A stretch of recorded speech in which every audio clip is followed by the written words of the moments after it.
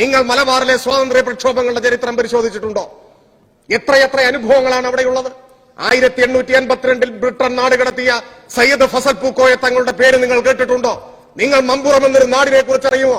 വാഴക്കാടടുത്ത് കൊന്നാര എന്നൊരു ഗ്രാമമുണ്ട്. ആ കൊന്നാര മഖാം ഇന്നും ചരിത്ര സ്മാരകമായി നിലനിൽക്കുന്നു. മുസ്ലിം ദേവാലയമായിരുന്നു. ബ്രിട്ടൻ വെടിവെച്ച് തകർത്തതാണ്.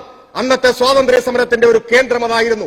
ഇന്നും അതുവഴി കടന്നു പോകുമ്പോ കൊന്നാര മഖാമിന്റെ വാതായനങ്ങളിൽ പതിഞ്ഞിട്ടുള്ള നീക്കം ചെയ്യാത്ത വെടിയുണ്ടകൾ നിങ്ങൾ കാണണം. അവിടെ നിന്നും ബ്രിട്ടൻ ബലം പ്രയോഗിച്ച് അറസ്റ്റ് ചെയ്ത സയ്യിദ് മുഹമ്മദ് കോയ തങ്ങളെ കോയമ്പത്തൂരിൽ കൊണ്ടുപോയി തൂക്കിലേറ്റുകയാണ് ചെയ്തത്.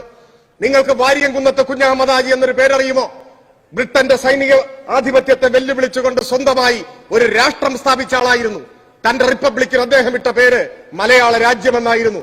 ബലം പ്രയോഗിച്ച് ബ്രിട്ടൻ അദ്ദേഹത്തെ കീഴ്പ്പെടുത്തി മൃഗീയമായ മർദ്ദനത്തിലൂടെ പരിണിത പ്രജ്ഞനാക്കി മീശയിലെ ഓരോ രോമങ്ങളും പിഴുതെടുത്ത് ബയണറ്റ് കൊണ്ട് കുത്തി അവസാനം ഒരു ഓഫർ മുൻപോട്ട് വെച്ചു. നിങ്ങൾ മാപ്പപേക്ഷ എഴുതി തന്നാൽ, നിങ്ങൾ സ്വാതന്ത്ര്യ സമരം അവസാനിപ്പിച്ചാൽ നിങ്ങളെ മക്കയിൽ സുഖമായി ജീവിക്കാനുള്ള സൗകര്യം ഏർപ്പെടുത്തി തരാം എന്നാണ് ബ്രിട്ടീഷ് സൈന്യ മേധാവികൾ അദ്ദേഹത്തോട് പറഞ്ഞത്.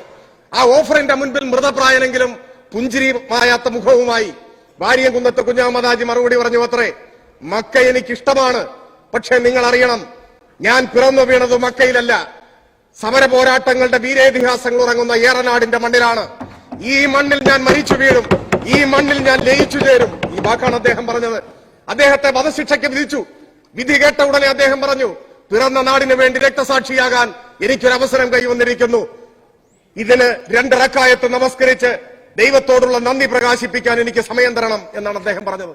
അദ്ദേഹത്തിന്റെ അന്തിമാഭിലാഷ പ്രകാരം മുന്നിൽ നിന്ന് വെടിവെച്ചാണ് അദ്ദേഹത്തെ കൊന്നത്.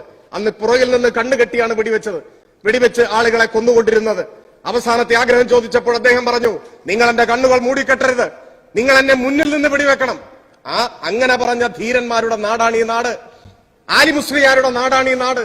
ഇന്ത്യയിലാകെ ഒരിടത്ത് മാത്രമേ ബ്രിട്ടീഷ് പട്ടാളവുമായി സിവിലിയന്മാർ നേർക്കുനേർ ഏറ്റുമുട്ടിയിട്ടുള്ളൂ. അത് ഇന്നത്തെ മലപ്പുറം ജില്ലയിൽ ഉൾപ്പെടുന്ന പൂക്കോട്ടൂരിന്റെ മണ്ണിലാണ്. ഇന്നും അവിടെ യുദ്ധസ്മാരകമുണ്ട്.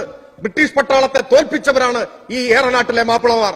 ആ പ്രൗഢഗംഭീരമായ ഭൂതകാലം നിലനിൽക്കുമ്പോഴാണ് നിങ്ങൾ ഒരു ജനതയെ ആകമാനം സംശയത്തിന്റെ നിഴലിൽ നിർത്തി തുടച്ചു നീക്കാനുള്ള സമീപനം സ്വീകരിക്കുന്നത്.